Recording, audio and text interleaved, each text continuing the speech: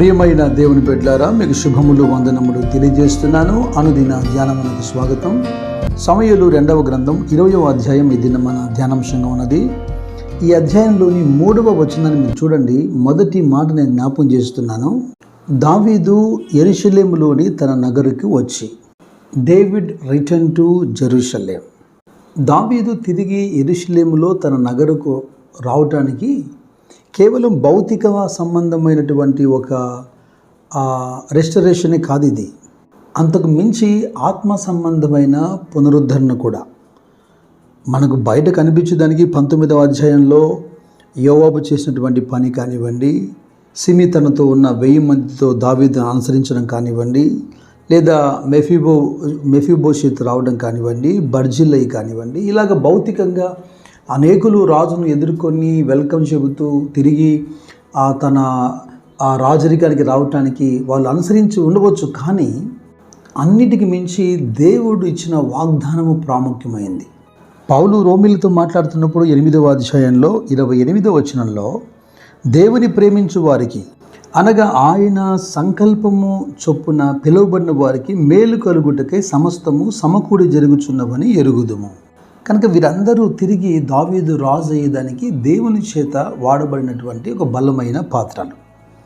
వాగ్దానం ఏంటి? సమూయేలు 2వ గ్రంథం 7వ అధ్యాయంలో 12 నుండి 17 వచనాల్లో దావీదుతో దేవుడు మాట్లాడుతూ నాతాను ప్రవక్తను పంపి, సౌలు ఇంటికి కృప దూరమైనట్టుగా నీ ఇంటికి నేను కృపను దూరం చేయను, నీ తర్వాత నీ కుమారుని నేను ఆశీర్వదిస్తాను, అతని సింహాసనాన్ని నేను స్థిరపరుస్తాను, అతనికి నేను తండ్రిగా ఉంటాను, అతను నాకు కుమారుడిగా ఉంటాడు, నీ పిల్లలకు నీ రాజ్యాన్ని స్థిరపరుస్తానని ఒక ఒడంబడిక చేశాడు. 132వ కీర్తనలో కీర్తనకారుడు రాస్తాడు 12వ వచనంలో, యెహోవా సత్యప్రమాణము దావీదుతో చేసెను, ఆయన మాట తప్పని వాడు. దావీదు చేతుల నుండి ఎవరో యుద్ధం చేసి ఆ రాజ్యాన్ని లాక్కొని పరిపాలించే అవకాశం లేదు. దావీదు రాజ్యాన్ని దేవుడు స్థిరపరుస్తానని వాగ్దానం చేశాడు. దావీదు వంశంలో నుండి ఇది ఎలా సాధ్యమవుతుందో మీరు చూడండి. ప్రవక్త అయిన యెషయా కూడా ప్రవచిస్తున్నాడు.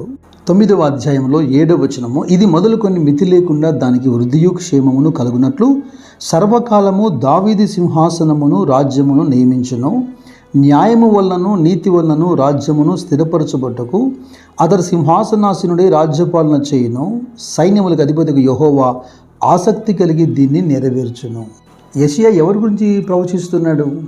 6వ వచనంలో ఆశ్చర్యకరుడు, ఆలోచనకర్త, బలవంతుడైన దేవుడు, నిత్యుడొక్క తండ్రి, సమాధాన అధిపతి అని ఆయనకు పేరని, ఏలయనగా మనకు శిశువు పుట్టాడని. ఈ ప్రవచనాలన్నీ దావీదు కుమారుడైన నజరేయుడైన యేసుకు సంబంధించినవి. ఈ ప్రవచన నెరవేర్పు లూకా సువార్త మొట్టమొదటి అధ్యాయంలో 32-33 వచనాలు మనం చూస్తాం.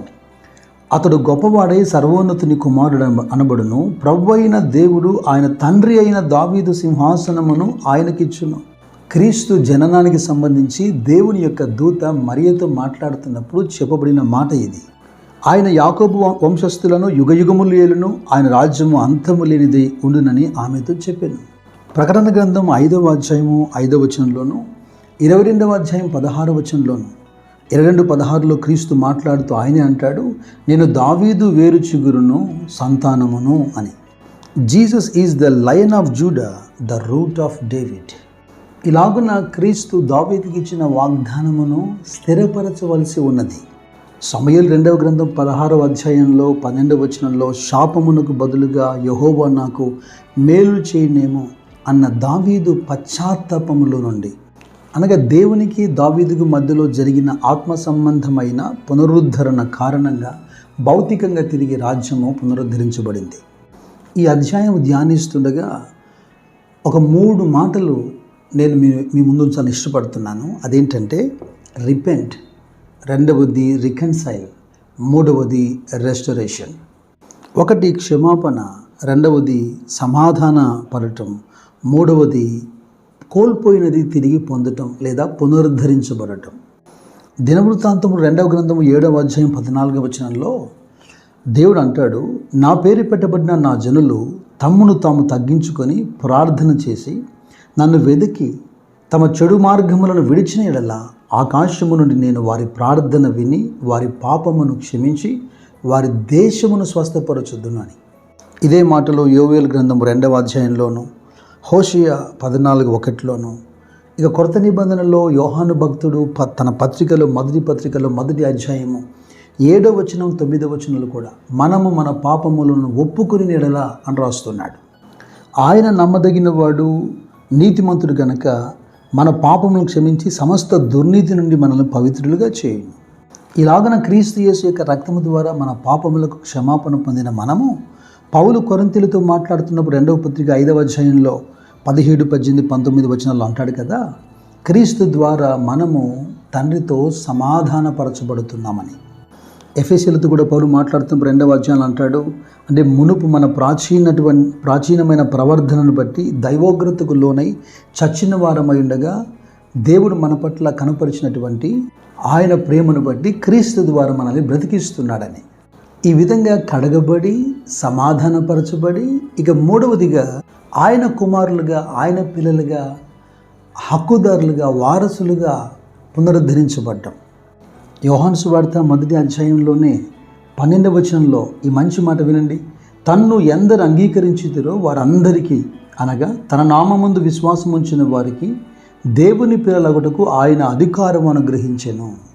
ఆదాము యొక్క అతిక్రమమును బట్టి, పాపమును బట్టి కోల్పోయినటువంటి కుమారత్వము, వారసత్వము తిరిగి ఇక్కడ క్రీస్తు ద్వారా పునరుద్ధరణ జరుగుతున్నది. అందుకే ఇక మీదట మీరు భయపడిన అవసరం లేదంటూ పౌలు రోమీలతో మాట్లాడుతూ 8వ అధ్యాయంలో 15, 16 వచనాలు అంటాడు, ఏలయనగా మరలా భయపట్టుకు మీరు దాస్యపాత్మను పొందలేదు, కానీ దత్తపుత్రాత్మను పొందితిరి. ఆ ఆత్మ కలిగిన వారమై మనము అబ్బా తండ్రి అని మొరపెట్టుచున్నాము. ఈ మాట శ్రద్ధగా వినండి. మనము దేవుని పిల్లలమని ఆత్మ తానే మన ఆత్మతో కూడా సాక్ష్యం ఇచ్చుచున్నాడు. మనము పిల్లలమైతే వారసులము, అనగా దేవుని వారసులము, క్రీస్తుతో కూడా మహిమ పొందుటకు ఆయనతో శ్రమపడినలా క్రీస్తుతోని వారసులము. పశ్చాత్తాపమును బట్టి, వాగ్దానమును బట్టి తిరిగి దావీదు యొక్క రాజ్యాన్ని తిరిగి నిర్మించినటువంటి దేవుడు, లేదా పునరుద్ధరణ చేసినటువంటి దేవుడు. ఈ వాక్యము, ఈ పాఠము వింటూ ఉండగా మనము పశ్చాత్తాపడినెడల, మన దోషముల నుండి, అపరాధము నుంచి మనం విడుదల పొందినెడల, నా జీవితంలో పోగొట్టుకున్నవి, అపవాది దొంగిలించినవి ఆయన చిత్త ప్రకారము, ఆయన వాగ్దానమును బట్టి సమస్తమును ఆయన రిస్టోర్ చేయగలడు. May the lord restore everything in your life according to his promise. God bless you. God bless you.